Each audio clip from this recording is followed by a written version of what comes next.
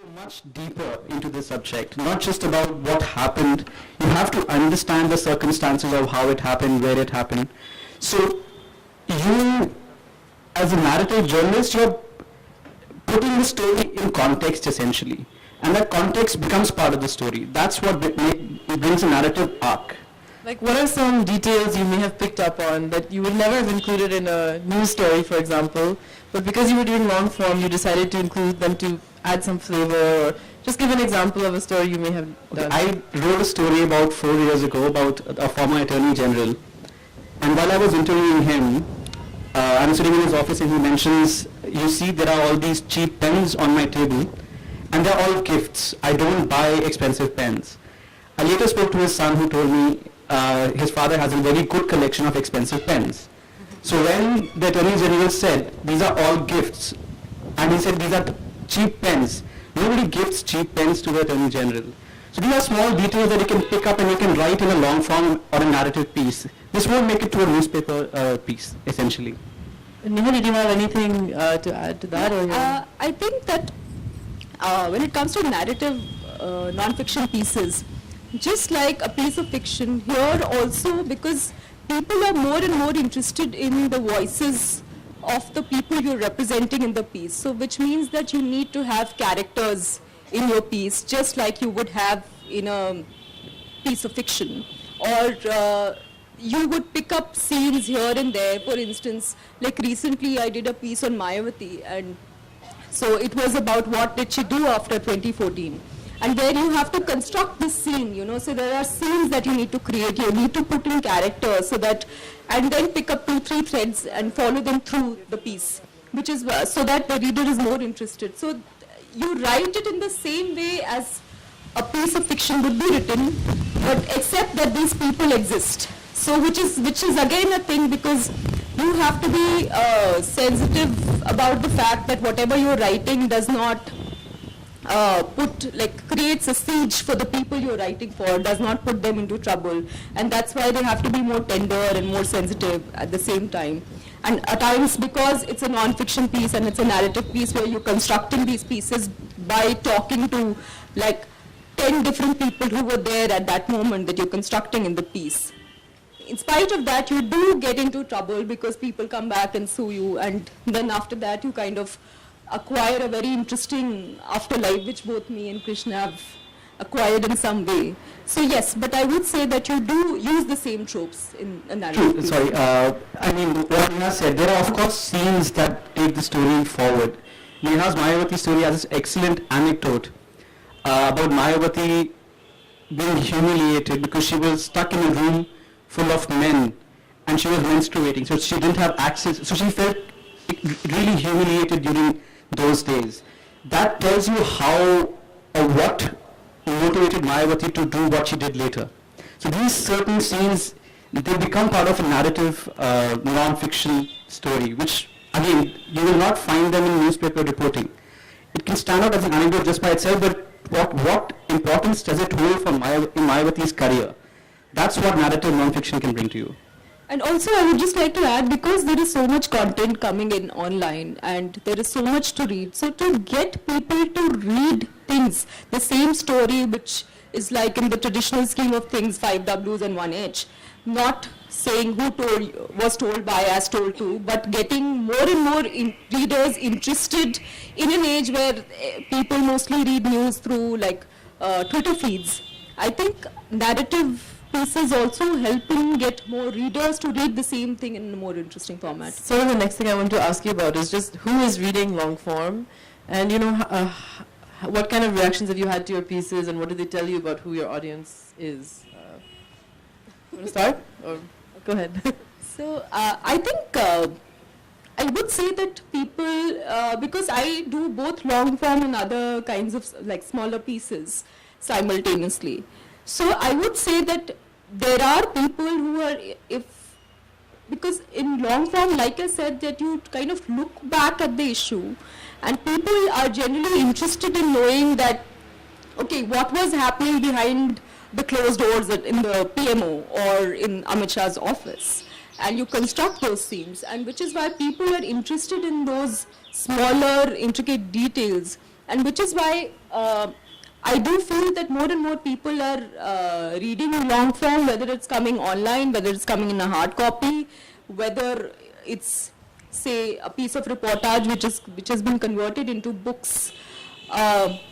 I would say that, and for instance, like we were discussing, that Politico has again launched another new long form magazine where they're again doing these things. Similarly, I came across yesterday, I was reading that there's a slow journalism project which has come up with a magazine called Delayed Gratification, which kind of sounds very cheesy to me, but what they do is, like, every 3 months they compile news from the last 3 months, and they compile it in this magazine and give it to people, so that people who are fed up with this constant, attack of content or news or articles towards them, they can just look up one thing and they'll get the entire, get the idea about whatever is happening. So, yes. Krishna, have you had any reactions, or who do you think is reading you, basically?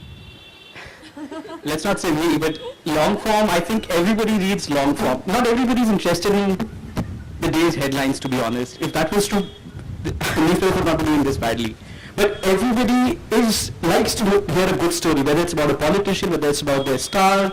It could be anyone. Even the magazines that report solely on Bollywood, they also have long form. What happened at that party? That's also long form. They're reconstructing something. So everybody is reading long form journalism, I believe. Can you talk a little bit about the difference then, if even newspapers have long form within their pages? What's kind of the difference, as you see it, between working for something like Caravan, where you kind of spent several years, and now your job now at Indian Express? Well, the main difference is, of course, the time you get to do a story. In Caravan, I was given anything between 4 months to 6 months to work on the story, and that includes 4 months of reporting and maybe a month of writing and editing, of course. In newspapers, you don't have that luxury because you're always reporting on something as a beat. So even when you are asked to do a long piece, you have very few days, a limited time period, maybe like 3 to 4 days, maximum a week. So you cannot, of course, and then the length as well, it differs. In a newspaper, the long form piece will be anything between 2,400 words at max, starting from 1,800 to 2,400 words. In magazine, my longest published piece was, I think, 15,000 words. It started out at like 30,000 words. Less than that. So you have the breadth, and you can go deeper in magazine. In the newspaper, even if you find the time, you don't have the space to go much deeper about a story. So that is the basic difference. So you approach the story in a very different manner. Like, Caravan is now come to have its profiles. But the profile in Caravan is never just about a person. It's about an idea of what the person represents. That's why what makes the person important for us to understand, to learn more about him or her. While for a newspaper, just because a person is in news can be profiled. It can be an instant profile, which is very different from what a magazine will do. Right. I think just adding one more thing to what Krishna said, that a lot of times when you work for a hard copy publication, like what we used to do at Tehelka and a couple of other places also, that they print the smaller piece in the hard copy and then put the whole thing online. And that is something I like. Long form, what it does, at least it has done to me, is that I'm increasingly finding myself to be incapable of writing smaller pieces, which is very sad, and I need to work on it. But you kind of spoiled also that you. Right, but how has your writing changed from Tehelka, say, and the kind of journalism that was done then and that you kind of grew up in, to now, and with the newer platforms and different kinds of spaces? Do you see like an approach changing, or maybe a different kind of audience, or a different kind of tone even in your pieces? So for the first 5 years of my journalism, I was only working with investigations team. So I think this is something what freelancing has also done to me, because I had never thought that I would write a piece about English in Ottawa, or like a special marriage act about my own wedding, or which everybody laughed at me for that, and or write a Akhilesh piece or a Mayawati piece. And I think that is the kind of flexibility also, like the first, I'd written also for magazines, like I don't know if people know about it, there's a magazine called Fountain Ink, and that also does long form journalism, published out of Chennai. And what they do is, I was telling that the magazine is quite successful because they only target two-tier cities, and which is why they've developed this loyal readership, and people pick up the hard copy and it's for $40 and people read it and they're making money out of it. So I'm saying that this kind of flexibility of getting into things like Krishna said, that it's a long-form piece is also about an issue. If you get into a profile of Akhilesh Yadav, you have to know what has happened like 20 years back or what's going to happen. You have to you have to develop that vision to be able to see, okay, what shape will this take 10 years down the line. And I think that is something that in a long form piece, then you're far more invested. You actually, like you said, because you take more time, you read up about those things. And as a journalist, then it gives you an edge, I think. Also, like in a newspaper, when you're reporting for a newspaper, you almost always know what you're going after, what you are trying to report. In a long form piece, when you're spending 3 to 4 months with a subject, you do not know what the story will be at the end of it. The arguments, you constantly discuss, have these arguments in your own head. What is the story? Why is this person important? Or why is this particular subject important? So you're just trying to go with the hypotheses. You don't have a story when you start. Even a profile, you do not know what the profile will look like. Profile is beyond a biography. So in a long form or a narrative piece, the story develops as you report. You don't go after a story. You just go after a subject. Then you find the story over there. And sometimes it's much later that you realize, things you may have found in the story come true or become way more important. Like coming back to your Akhilesh profile, you talked a lot about the family and about his wife and everything. So can you talk a little bit about how now, that came out over a year and a half ago, I guess? 2015. Yeah. Yeah, so for like Akhilesh piece, I think what was very important was, because everybody, when at that point of time, would say that there are 5.5 chief ministers in Akhilesh, and 0.5 was Akhilesh. 5 were the other family members. And which is why I thought it was very important to bring in the family part. And how things have panned out now, it is actually the family playing a big part in the political party and has almost led to a split. So at that point, I think, because after the piece was published, there was some feedback that, a woman journalist has written a political piece, and which is why she has brought in the family.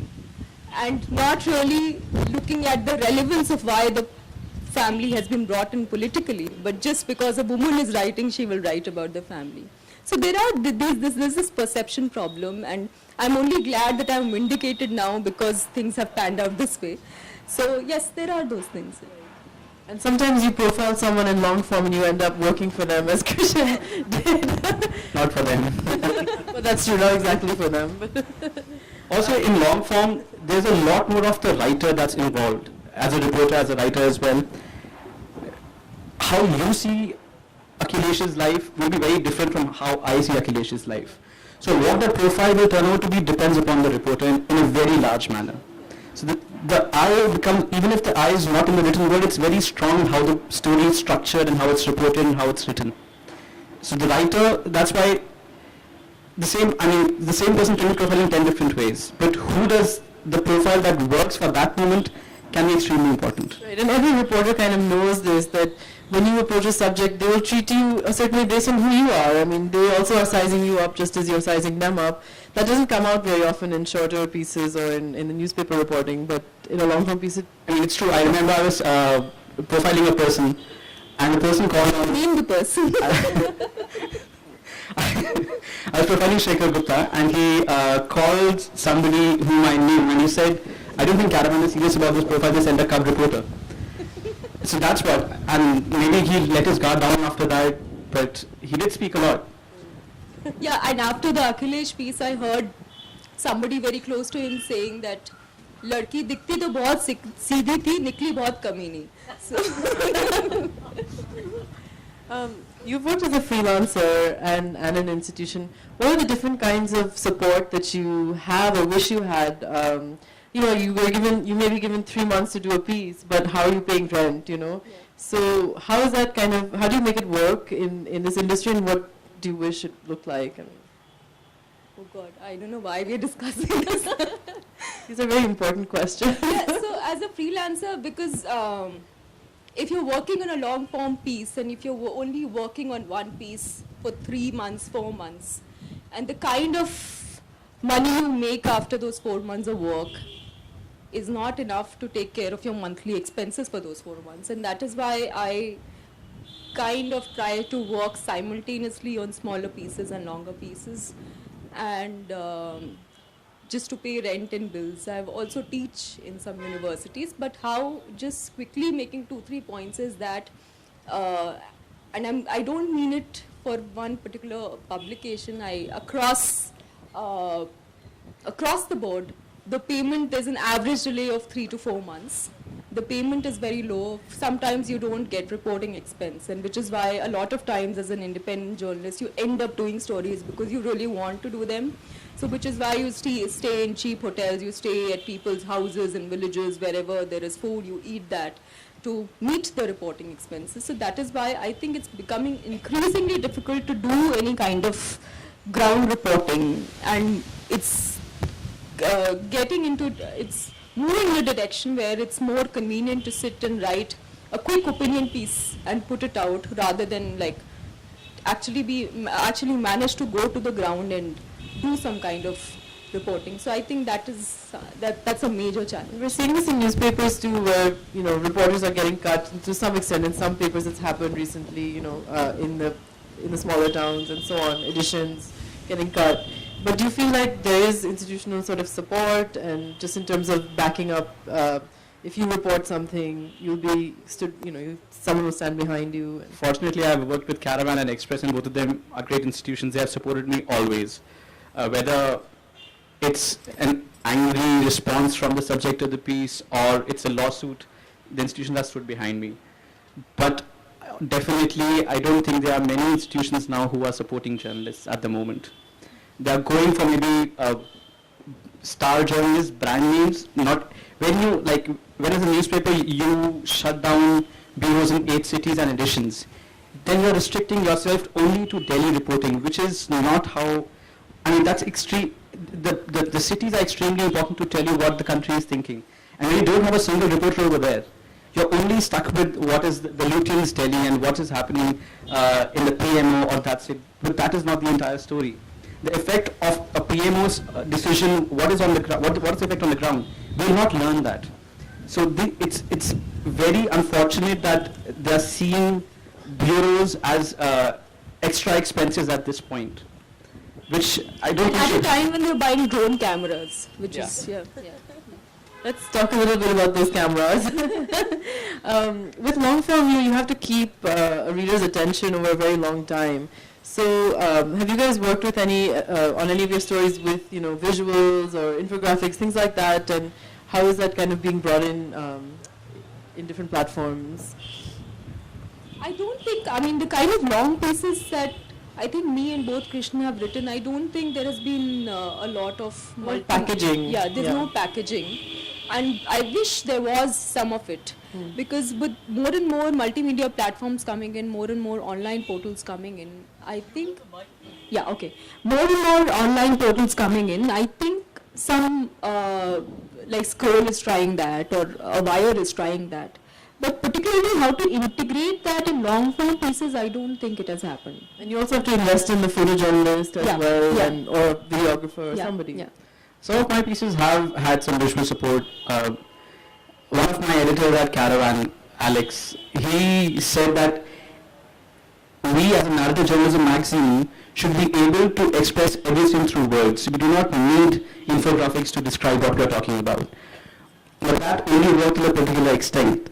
After that, I wrote a piece on NDTV, and there was a very complex structure of how money went from one company to another and where it finally ended, and who has control of NDTV and the company that owns NDTV. That could, even if it could be described, the reader will lose interest with so much jargon and names of shell companies and what route has been taken.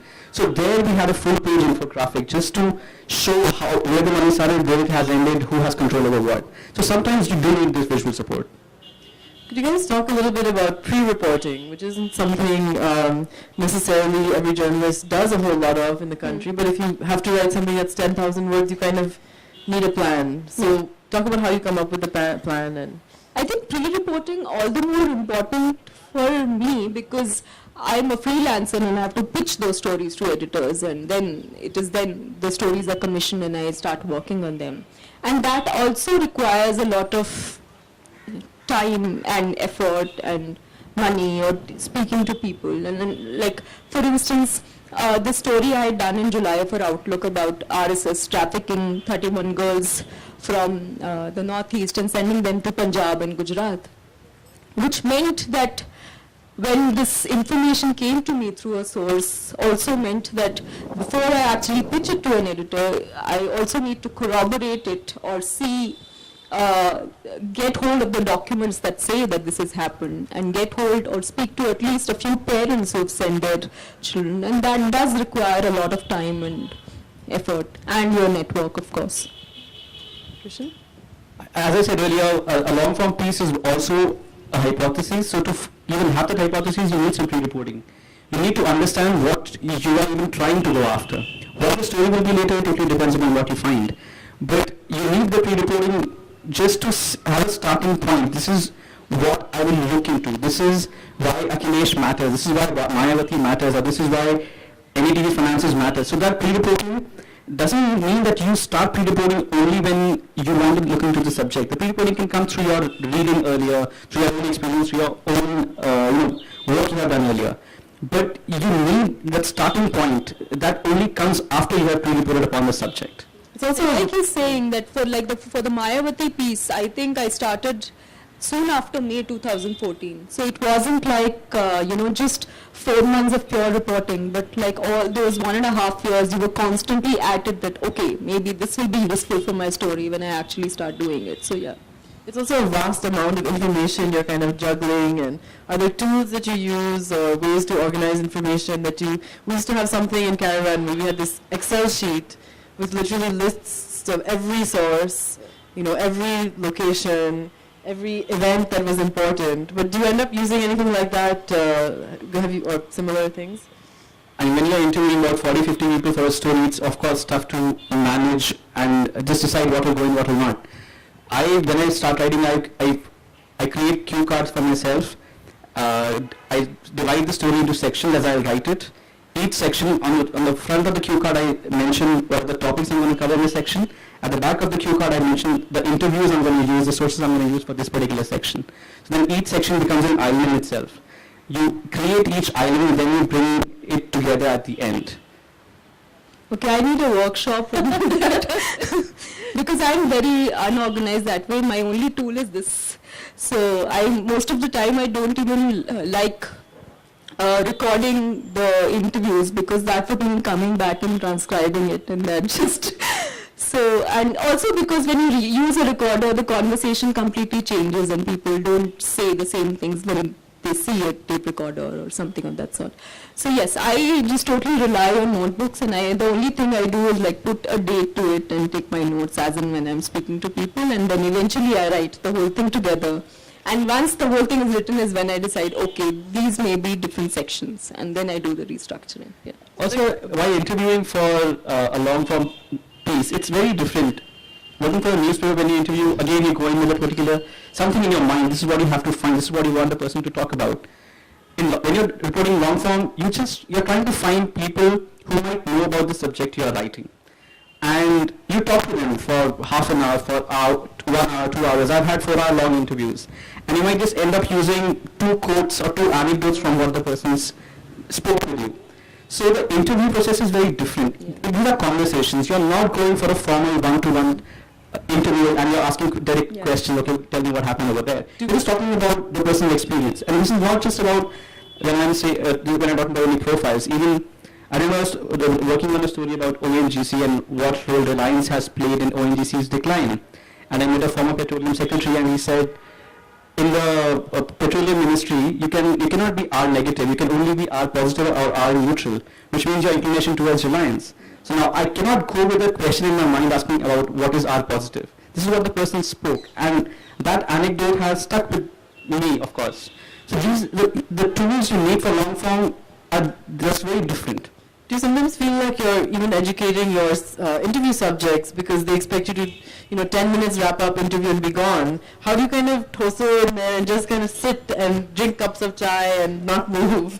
So I will just continuing what Krishna said and answering your question. There's a lot of filtering that you need to do while you speak to people. For instance, I remember during the Akhilesh piece, I met a number of Chhatra Netas from Samajwadi Party, and which would mean like sitting with them and talking, and then they would start with this like really stupid shairi that, and then they would send it to me on WhatsApp saying diye jalte hai, hawa chalti hai, Neha ji aapki yaad aati hai, and then 5:30 in the morning they would say Neha ji reply kyun nahi kar rahi hai, and then they'll do some background research about you and then find out about some relatives staying in UP in some part, about your partner or something, and then come back. So that interview process, like Krishna said, that when we are talking to people also means answering their questions, and that can get very tricky.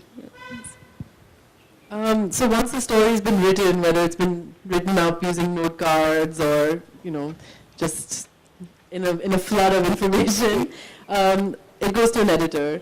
And I guess I just wanted to ask both of you what your experience working with editors in long form has been like, and how is it different? I think you should answer that question first.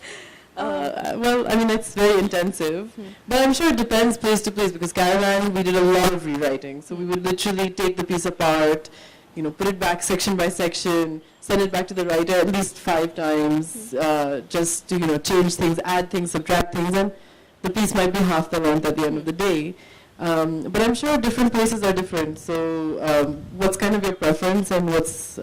I think, like I said, line editing is very difficult in a long form piece, because you're also kind of cross-checking the information and fact-checking whatever is written. But again, it depends from place to place. Like I said, that the Outlook piece was again 14,000 words, similar to the 14,000 words that were published for the Mayawati piece in Caravan. So in Outlook, I had submitted 15,500 and they were cut to 14,000 and printed. But in Caravan, I'd sent 21,000 and they were cut again. But there was a lot of rewriting and a lot of, let's say, like ironing out of the sentences. So I think it depends from place to place. But also, I would say at a time when the Indian media and bureaus are being shut down, I think the one place that is really getting affected is the desk in media houses, because at one time I remember people would say that the desk is the backbone of any any publishing house or any newspaper or news magazine. But people are increasingly giving less and less importance to the desk, which actually fact checks, corroborates, asks the reporter to come back with more information.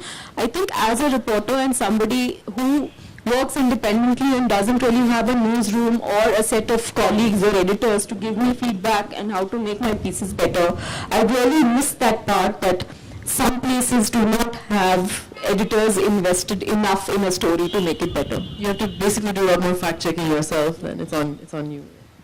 As a writer, I would like to be edited lightly, of course, to have more of my own sentences, my voice in the piece.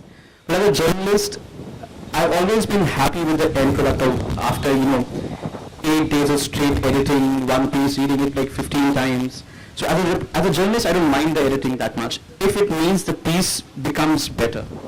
And when it goes through 3 different eyes, it also ensures that every fact has been corroborated at least thrice or 4 times, which also gives me a buffer sometimes to make a slight mistake here and there. Like a dog's name may Like a dog's name sometimes.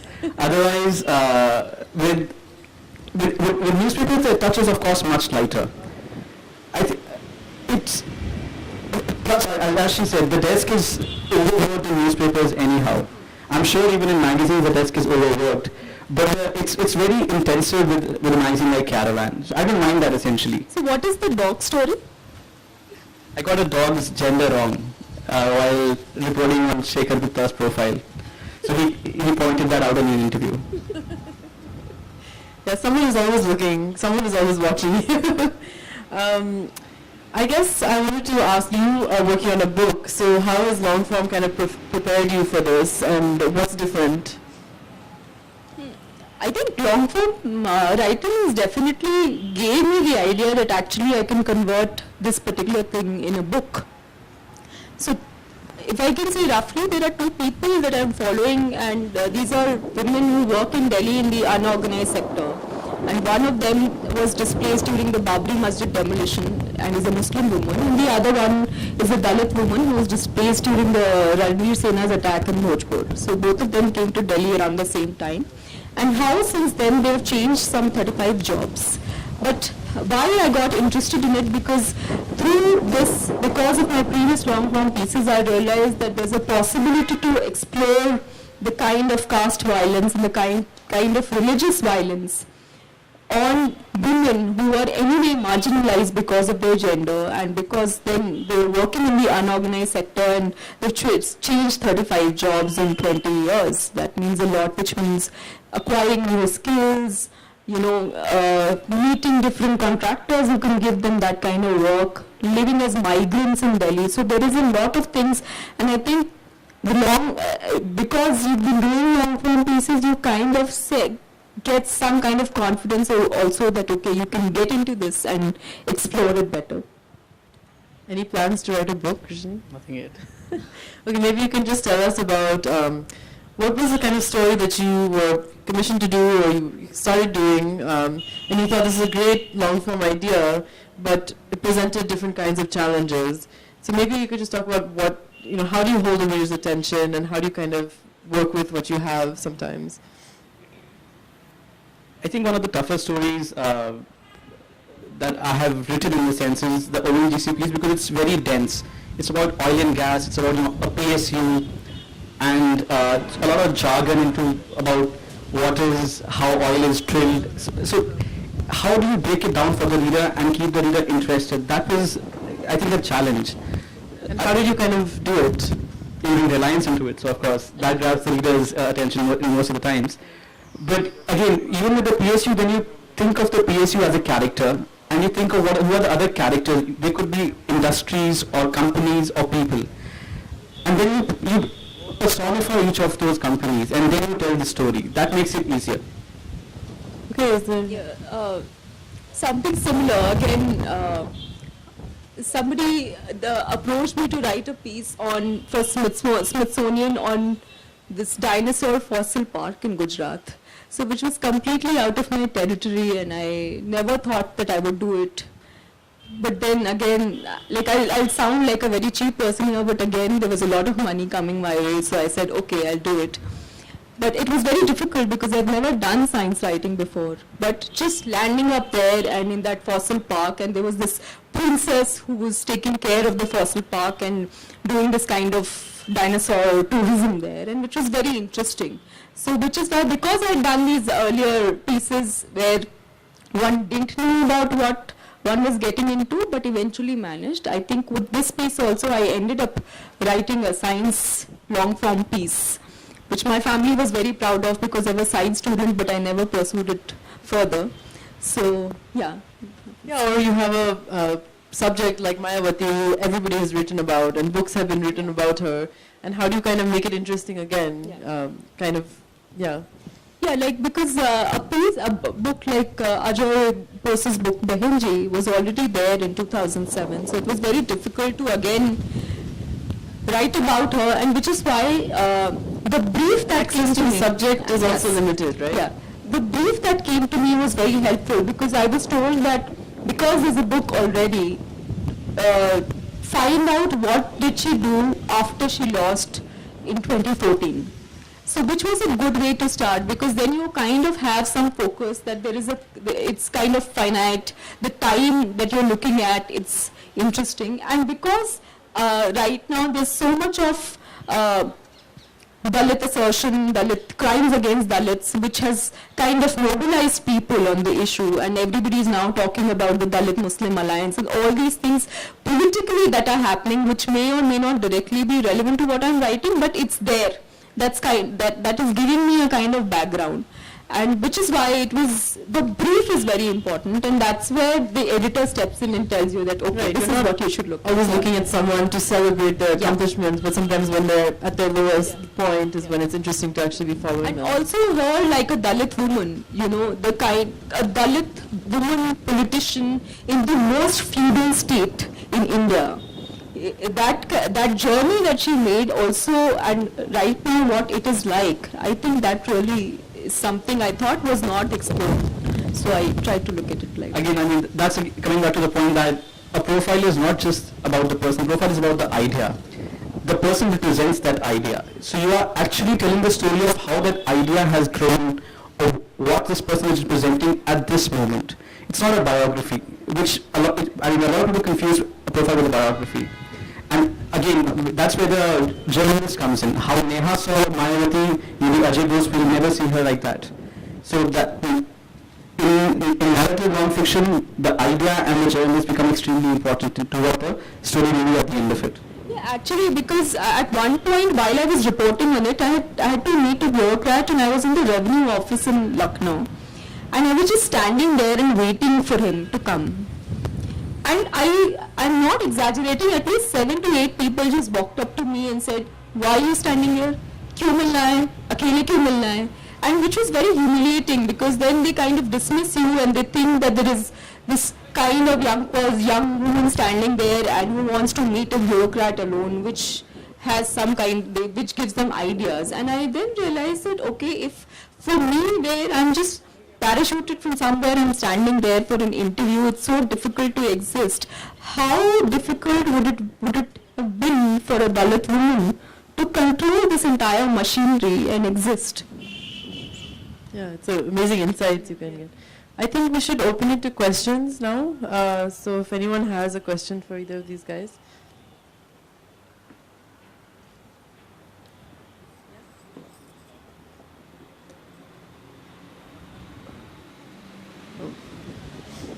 Hi. Oh my God.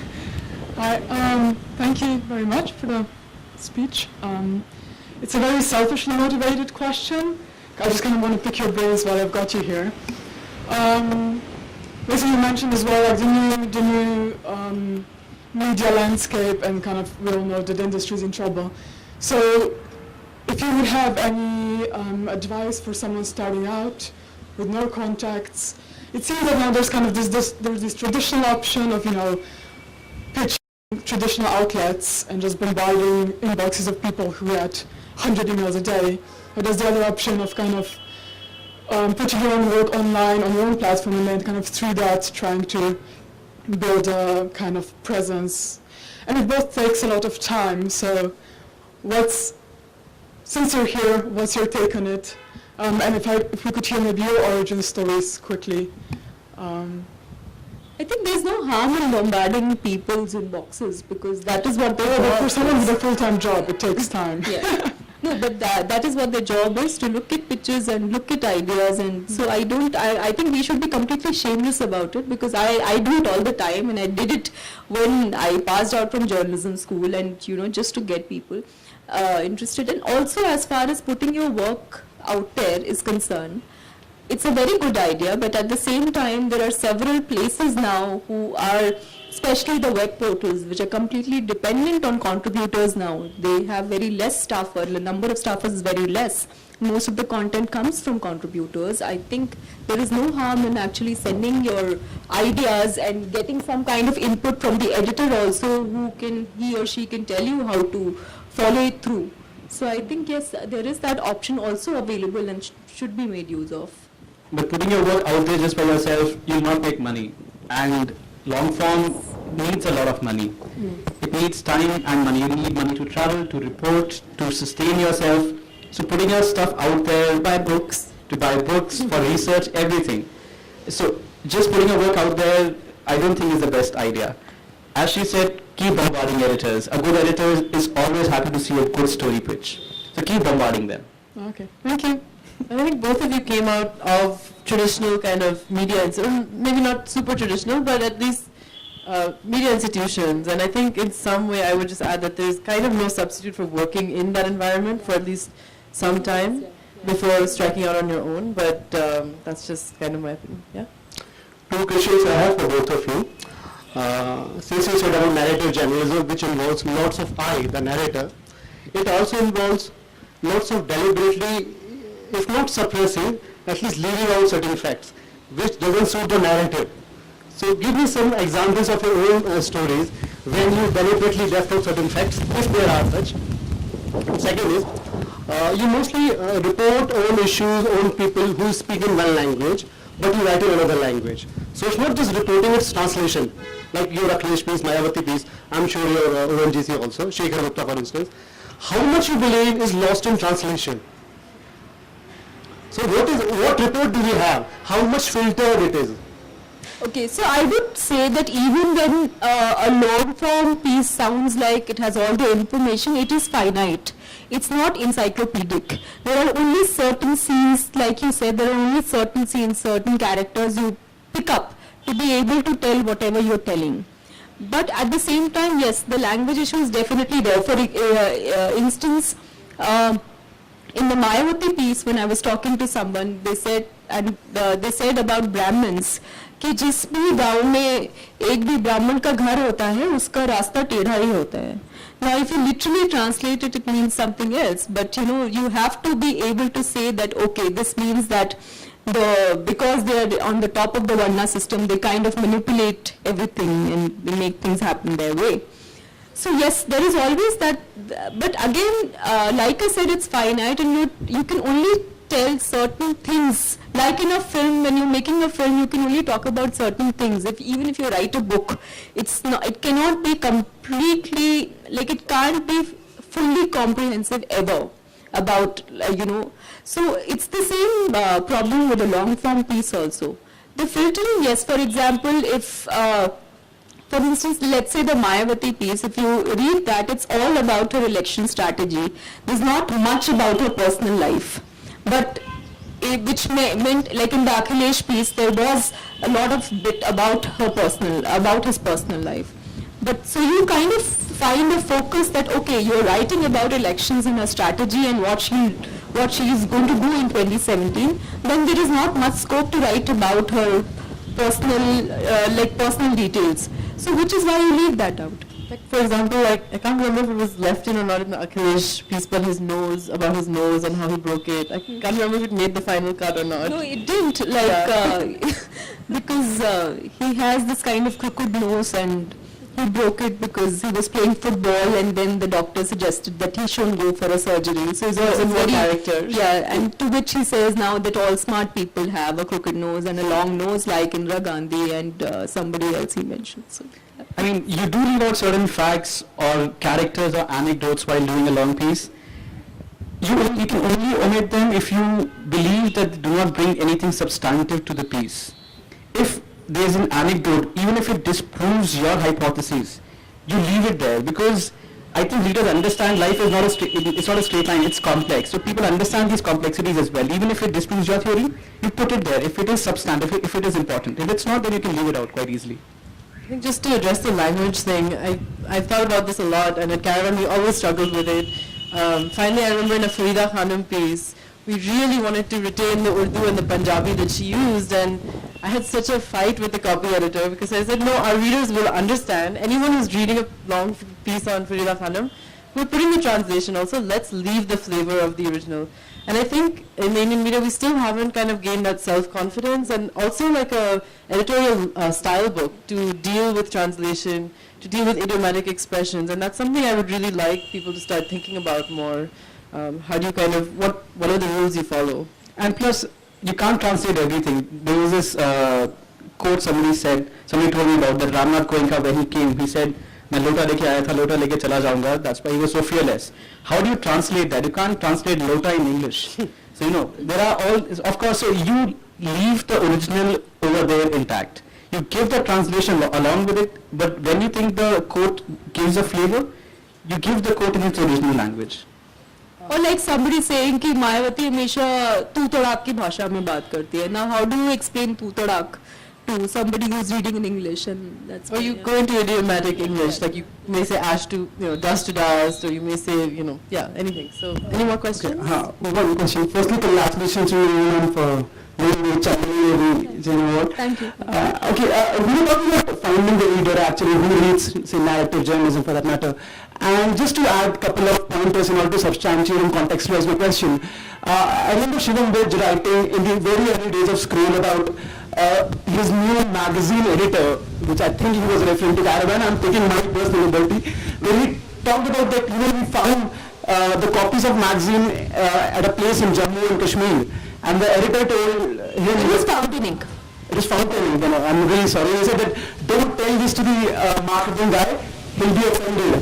We don't want our magazine to be, selling on these, stalls. So, and also I think Supi and I wrote about it last year in terms of why it took Caravan 5 years to have a female on the cover. So, what exactly goes behind in actually, what story to sort of pursue? For that matter, I think the story that you did for Fountain Ink of women getting, fired from the shops in Tamil Nadu. So, will I ever see that sort of story in Caravan for that matter? So, what goes behind in terms of deciding which story exactly we're going to pursue in terms of its prominence? So, are we going to follow, say, the prominent people, from St. Nicholas, Delhi, or what exactly goes behind it? I can tell for reporters at Caravan because there are so few. When I was there were only 3 reporters. So the magazine, because you are getting a monthly salary, so they want you to invest your time in high profile stories. Other stories they expect can come from the freelancers. So that's why the staff writers. I'm taking great offense to that. That's the business model goes in few freelancers. So they want the staff writers whom they are paying. So for 4 months I'm getting a salary, but my piece will come out in the 5th month. So that's why they want me to profile somebody who's important enough that the magazine will sell more copies when the story comes out. Also, as far as women on the cover is concerned, that I can't really refer to the piece, and I think there was I think Sohal you could answer, maybe some editors would be able to answer it better, but I think like for the 7 covers I've done, 5 on those 5 out of 7 covers you've had women. So I can say for myself, but again I'm a writer and my story is making it to the cover, but that does not necessarily determine whether a magazine is going to plan it like that it cannot be that, okay, out of the 12 covers we do this year, 3 will have women, 3 will have some other people. I don't think it's possible. That kind of thinking is good, but I don't think we yet have the kind of staffs and luxury and forward planning. Also, if it's a news magazine, it's not really possible, if something is relevant at that point, then you will definitely put it out, but you can't do it for the sake of it. Like for the Caravan example, there were 2 issues where we almost had a woman on the cover before that. One was the election issue that we did, in which one of the stories was Mamta, and we really would have put her on the cover, but then because it was an election issue, we did an election branded cover. That was like a really close call. The next one was Madhuri Dixit, and I was like, just put her on the cover. Now it's been 4 years, just put a woman. And Supriya said, but I don't want the first woman on a political magazine cover to be, an actress, and we don't want to typecast women like that. So anyway, there's no wrong or right in that. It's a debate, and it always depends on many, many things. In that election issue, we had profiles of Amit Shah, Mamta, Right. K. Chandrasekhar, so all these super top politicians. So of course Mamta could have been there, but it was a really good issue, that one, election issue. And we happen to have a designer who did a really nice looking election graphic. So, all these things. I think that's, okay, we have one more question? Yeah. Oh, sorry. Maybe 2 halves of a question. So this for all 3 of you. So with a lot of the journalism going on to digital, and digital being supported by banners, do journalists or editors look at what is the kind of traffic, time on the article, and does it impact long form specifically? And maybe you just take the next question as well at this end. I just saw 3 words over there saying leverage different departments. That sounded very exciting. It sounded sort of manipulating and getting people around. But it doesn't seem as if there are such things as departments to be leveraged in your style of work. Though, of course, as you did mention, you've got to convince someone. But do you have to get a lot of help from different departments for this sort of? Okay, so one on driving leadership and popularity, and one on As a reporter, I mean, you're left loose. You do whatever you can do. You have no departments, absolutely. It's only when at the editing table that you have to maybe convince the editor for certain things, but that's about it. I don't think I've ever had to leverage anything in an organization or for my research. Just answering both these questions, one thing is that there is no specific department, and especially for these long form pieces, there is a lot of intersectionality. That if you're writing about gender, there is also caste, there is also class, there is also religion, all those things. So there are several beats that you are simultaneously working on. So I don't know if department, yes, we could say like. I don't know if it means the technical departments or whatever, but departments, yes. So there is a lot of intersectionality. You can't go with one thing in mind and again. As far as answering your question is concerned, with this digital age, I think we were discussing this before the panel, that it's actually only made long form more accessible for people across sections. Because in the past, if you would write for a magazine, and if that magazine, like a caravan, is for $100, only some people can manage to buy it, and because it's available only in the metros or bigger cities, only some people can read it. But with the content online and people who are genuinely interested, I've had students coming from a Balia or a Gorakhpur, who actually have looked up these pieces and read them just because they're available digitally and not because these hard copies are not making it. Yes, there is still, thankfully, not that kind of pressure that there have to be, these number of, like the traffic should be as high or as low. Thankfully, it hasn't happened, but it is moving in that direction. I think that's all we have time for. So thank you everybody for listening, and thank you both for your work.